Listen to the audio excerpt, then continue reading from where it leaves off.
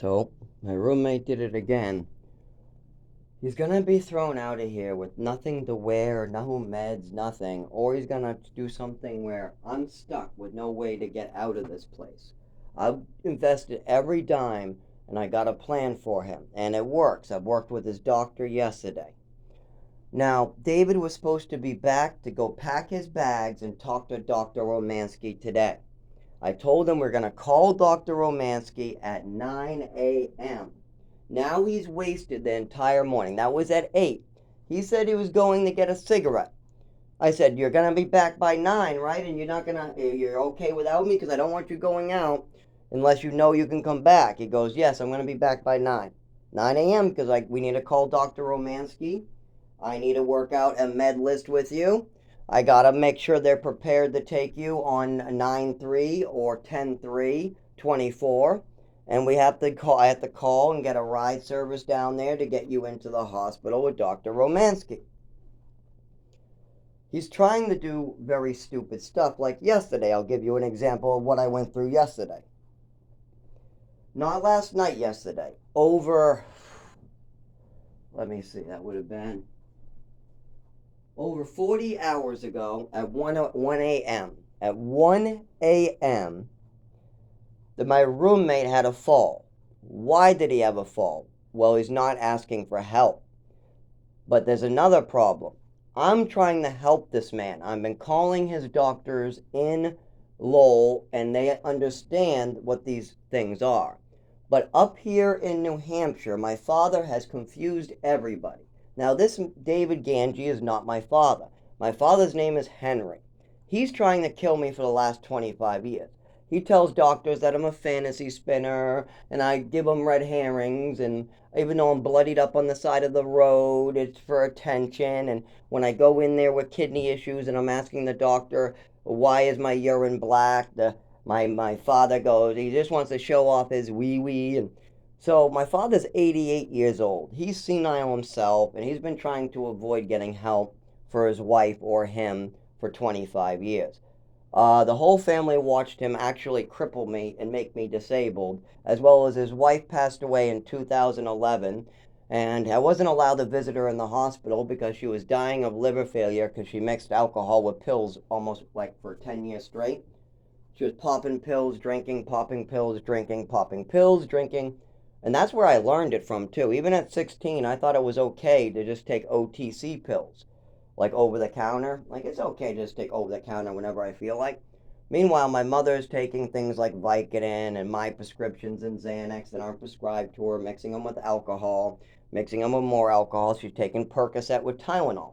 I watched her take a bunch of her own stuff, these pink opiates, like the frickin' candies, and mix it with alcohol too. So my mother was also lying to doctors. She's slipping me her womanly meds. She's whacking me around with rulers. She's trafficking me around the country, cutting off doctors, cutting off care, lying to teachers, lying to doctors, trying to get me get hurt. Just all different types of fucked up shit. But every time she does these things, she just moves me to Texas, tries to take evasive action. My father gives her a bunch of money and says, use this, and then she tries to put her shit onto me. Well, after 25 years of my father doing this with his wife, and my father's wife dying in 2011, and then he gets a new side piece, and she just helps. She comes right on board.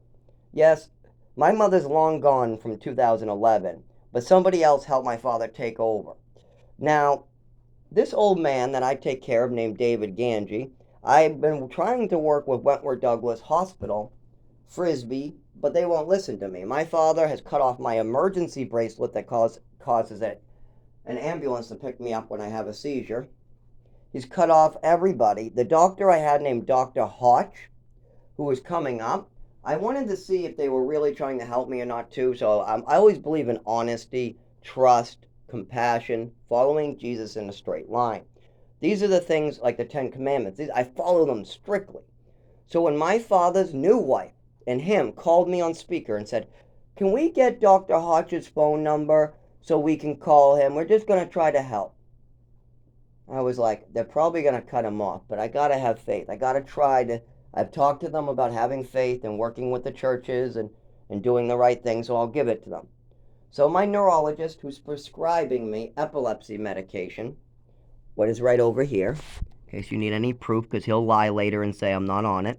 There's my name, and there's the epilepsy medication. My father calls them and tells them there's no need to drive 2 hours, and the insurance company has no need to pay for these services because it's all some big red herring, and I'm just a mentally ill kid wanting attention, wanting to show off his organs, and wants a place to hang out.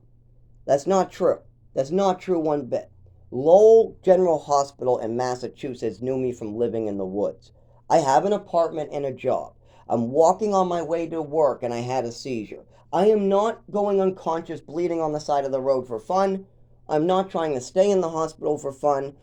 No, I'm just trying to get better. But my father calls Dr. Hodge, calls all these people, convinces them that they don't need to help me and that they're wasting their money and they're wasting their time. Now, I'm on state insurance, so everything's caught up. Cut. Ooh, snapping my finger like that just sent a big signal through my back. Ooh, I should be a little more. Oh, yep, see? Okay. So, yes, I'm supposed to be helping this David Ganji. And so it's not a big deal. I just tell them what's going on, like last night. Or the other night. The other night at 1 a.m., he has a fall because the windows were closed. Now, why would he have a fall from the windows being closed? Because mold is building up. I'm going to end part 1 here. Mold is building up. And I'm going to have to break this up and make more time because it's about to cut me off.